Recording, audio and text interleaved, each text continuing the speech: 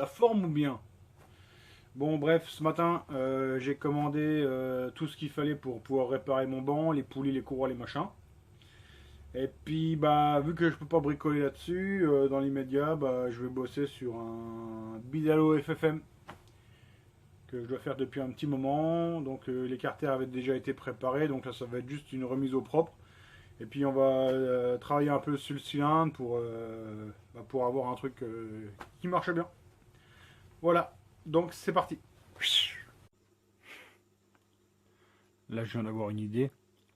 Ce serait, on prend un moteur sans fast tout neuf, complet, et on montre comment on fait le montage, sans rien cacher et tout. Ça je pense que ça pourrait intéresser du monde, hein. Et en plus je pense que je suis le seul à avoir pensé à ça, à mon avis. Ça c'est vraiment une riche idée quoi. Donc voilà les petits amis, le boulot d'aujourd'hui, donc un 80 FFM Bidalo. Donc c'est tout neuf, hein. Alors là les carters avaient déjà été préparés par le collègue visiblement. Bon. Il y a quand même pas mal de petits trous, on va essayer d'améliorer un peu tout ça. Le problème c'est que, comment dire, les transferts sont déjà un peu plus larges que ceux du cylindre, donc puis j'ai pas envie de reprendre l'embrasse du cylindre, ce serait con. Donc on va juste essayer de refaire ça au propre, avec son vilebrequin tout neuf. Donc voilà le travail d'aujourd'hui, petite préparation sympa sur ce moteur de derby. Allez, on attaque. Dans l'immédiat, je sais plus si je dois faire le passage de la V-Force ici ou pas, donc en attendant d'avoir l'info, ici je montre ce qu'on appelle des faux roulements. Ça permet de pouvoir monter les moteurs de manière provisoire en fait. Là ici, j'insère mon vilebrequin, ça rentre sans forcer, mais il n'y a pas de jeu. Du coup, ça sert à pouvoir prendre des mesures. Pour pouvoir, en l'occurrence, ici, on va reprendre les diagrammes, le taux, etc. Donc voilà, je ferme ça et c'est parti. Alors ici, comme bien souvent, on commence par prendre le squish. Donc, hop, ça. Les écrous, donc on les serre correctement. Pas besoin d'être...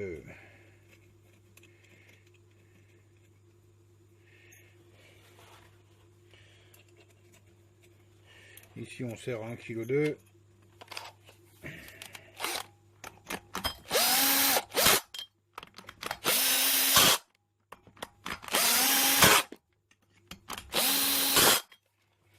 Un petit coup dans la caméra en passant, toujours. Hop. Ah bah c'est magnifique, ça touche même pas. Alors là du coup je prends mes diags.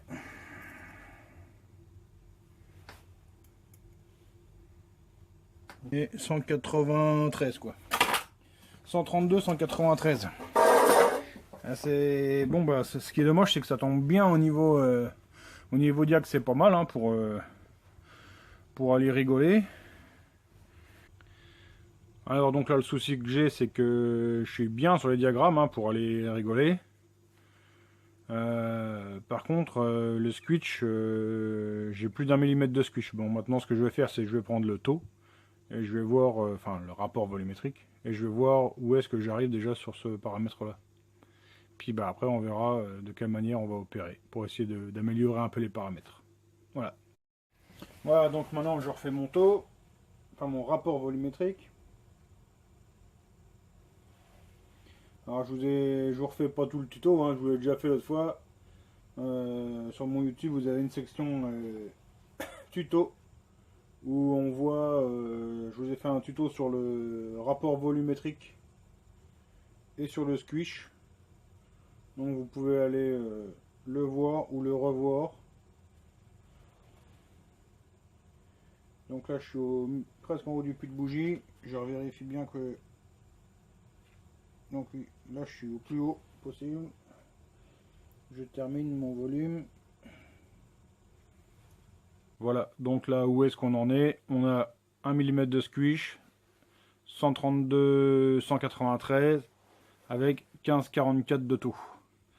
Donc ce que je vais faire, c'est que je vais juste remettre un petit joint en base pour l'étanchéité, remettre les diags au propre, donc ça va les remonter un tout petit peu, mais je vais surtout les remettre bien au carré parce que là c'est, encore une fois, c'est encore bien rond.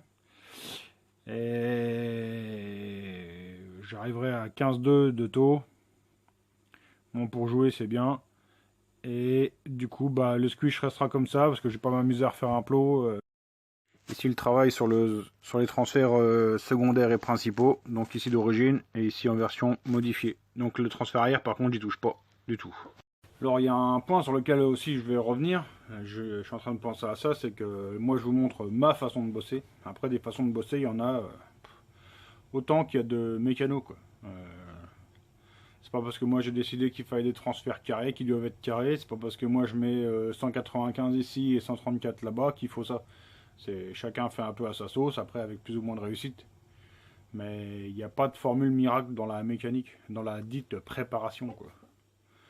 Enfin bref, vous comprenez le message. Donc voilà, j'ai essayé de reprendre au mieux l'écarter. Essayer de virer un peu tous les petits creux qu'il y avait dans les pentes. Voilà, bah pour aujourd'hui c'est bon, hein, on va arrêter là. Demain matin un petit rangement de toute la merde parce que comme d'hab il y en a partout. Et puis bah pour aujourd'hui c'est bon. Donc demain pour la suite du moteur. Bye.